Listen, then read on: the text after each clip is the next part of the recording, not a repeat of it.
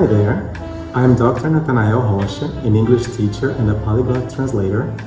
I work professionally with Portuguese, English, French, Spanish, and the Brazilian Sign Language, Libras. I have a PhD in Translation Studies from the Federal University of Santa Catarina, and currently I run my own translation business. I have been working with languages for almost 20 years now, and I have dedicated much of my life to studying languages and translation. Well, I'm very pleased to have been invited by the English Language Teachers Association of the state of Paraná to talk about some important issues regarding translation and language teaching. And here we go.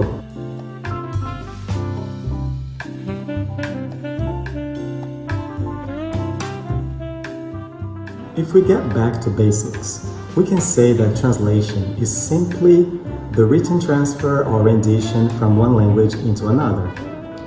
But of course, there's plenty of room for discussion, especially in terms of translation approaches, procedures, techniques, and so on. The definition of translation also entails the question of equivalence or correspondence between languages, which is a very controversial topic in translation studies. However, as we know, a translator will obviously attempt to reach such equivalence at as many levels as possible. And these levels may refer to culture-specific items, or register, or style, or literalness, right?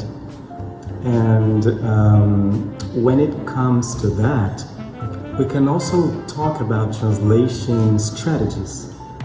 That is, the means by which the translator will try to convey or communicate the message with all its meaning, nuance, tone, sensitivity, and how necessary it will be, for instance, to resort to loanwords, addition, omission, substitution, what else? Paraphrase, syntactic shifts, to name a few. And there will always be this underlying notion of no perfect word-for-word equivalence between two or more different languages.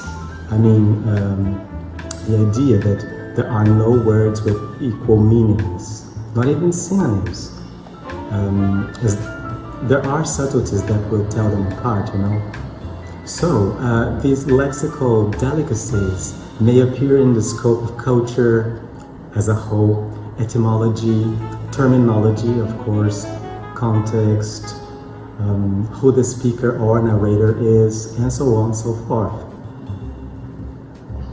And going to the second part of this question, I feel much more aligned with the idea that translation is a both technical and subjective task. I mean, the binomial inspiration and perspiration would apply here. Maybe not on a 1 to 99% respectively, but I'd say inspiration is quite important in translation activity. So, as I see it, translation can be learned and improved professionally with time and experience, of course. But it also requires a pinch of creativeness and inventiveness in order to yield a satisfactory result. And just as a counterpoint here, machine translation, for instance, sort of goes against that, you know. However, I have to acknowledge that for technical or simple texts, machine translation has its place. Well, some time ago, machine translation consisted essentially of word-for-word translation, but fortunately no more. We can say that nowadays translation algorithms are able to search the web and find anagrams towards the best match, and they're getting better and better. Well, there's just so much to talk about when it comes to machine translation. Maybe in a future opportunity.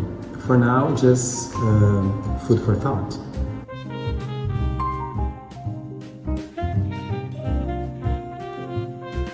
Well, when it comes to translation per se, I mean, based on one of those concepts I've just mentioned, for example, no word-for-word equivalence, or that pinch of subjectivity, the act or activity of translation is one that demands a lot of knowledge, not only about language itself, I mean, grammar, syntax, semantics, and so on and so forth, but also grounds and other aspects that will influence the translator's decisions.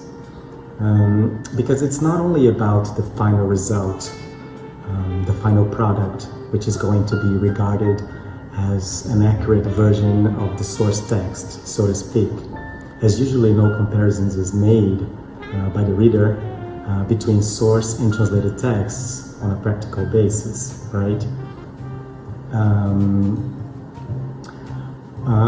We can say that translation is also about interpreting the source text, the original wording and phrasing, which oftentimes represents a much bigger challenge, much bigger than finding target language equivalents, for example. I mean, unless you're translating the work of a professional writer, you may run into poorly written texts that will take much of your time until you can fully understand them. So, a translator, and here of course I speak from my own perspective and experience, needs to decode the source and then transpose the grasped meanings into the target language. Well, that's a big challenge. But the question I'm trying to answer here is about investigating translation, right?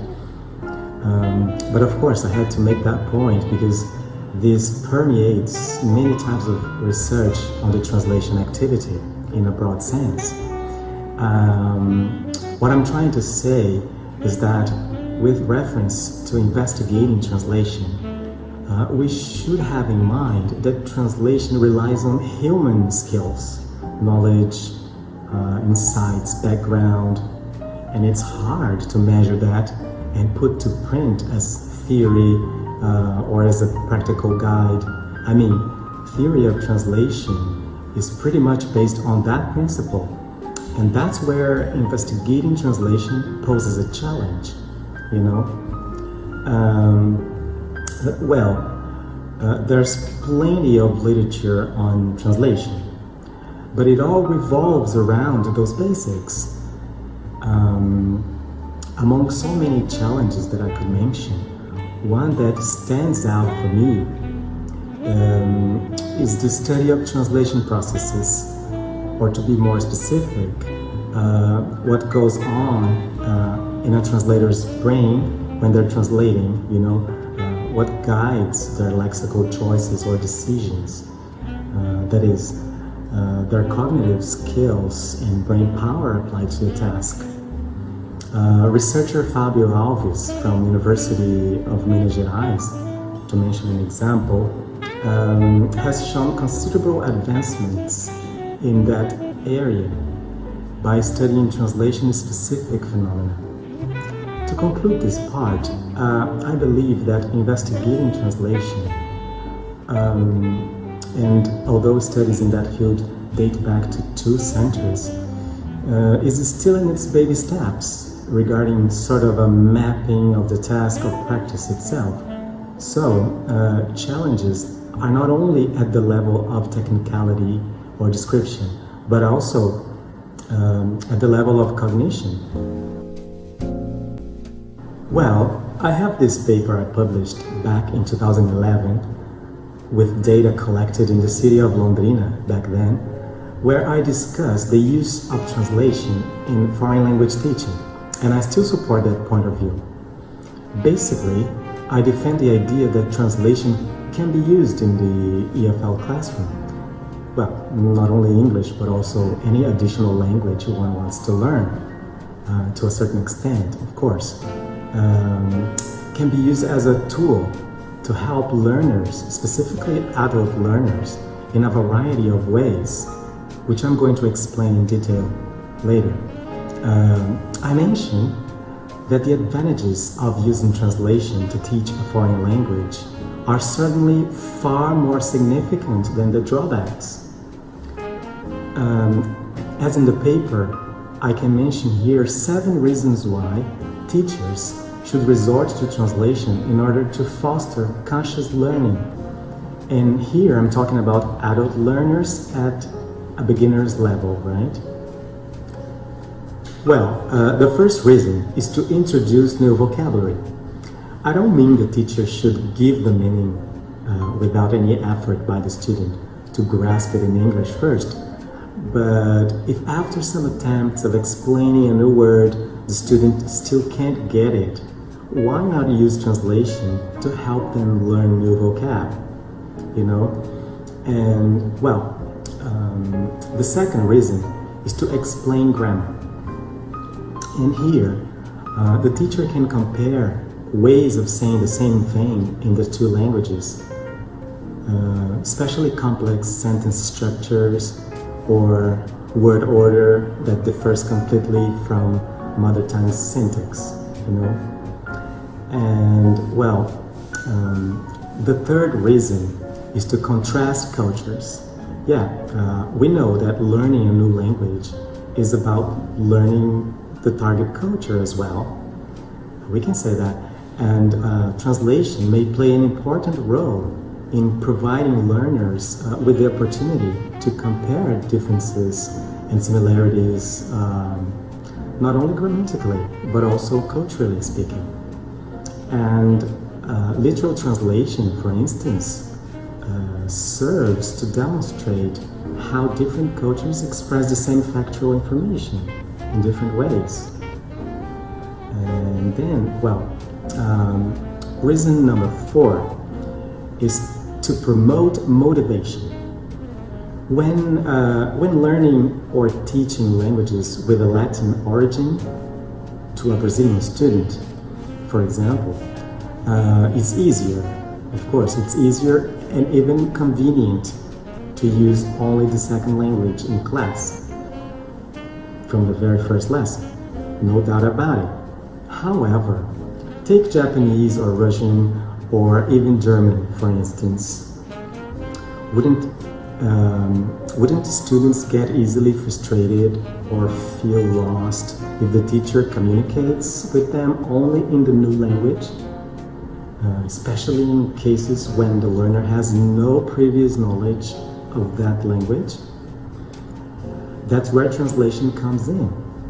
It can help students feel motivated by understanding and being able to follow the lesson, rather than feeling completely lost with no clue about the new information. Reason number 5 is to help with memorization. Take an idiom, a local idiom, for instance, one whose literal translation would make no sense. Well, it's exactly this that may help students memorize and then retrieve new information on the second language. Reason number 6 is to check students' comprehension. Well, just like I said earlier, if the teacher notices that after some attempts of explaining a new word, the students still can't get it, so asking or allowing the students to give a translation in their mother tongue would certainly help to confirm their comprehension, and that's a positive thing. And finally, reason number 7 is to deal with pitfalls of language learning. So, in order to avoid the learning or maintenance of a wrong association of meanings by the student, of course, why not resort to translation and clarify meanings and definitions, for instance, regarding false cognates, right? Well, all in all, I've seen recently many teachers advocating the ban of translation in the EFL classroom, but I dare to say this is just a fad. For us Portuguese speakers, For example, learning Japanese or Russian or even English would be such a big challenge if the language of instruction is the foreign language itself. And that's where translation plays an important role. I mean, the use of mother tongue in the classroom plays an important role there, even though it should be moderate and judicious. Well, that's a point to consider, especially among adult beginners, whose mother tongue is the language of reference, we can say, as they have already acquired it as their first language. Foreign language learning involves mental connections between your mother tongue, which is your language of reference, and the second language. And such connections are made by the learner in order to store and retrieve information. And it's done unconsciously to a certain extent. So why go against it so forcefully, you know? But well, I'd like to conclude here and say that it was an honor for me to participate in this interview and share some of my points of view on translation and language teaching. So, thank you very much for having me. Thank you for watching.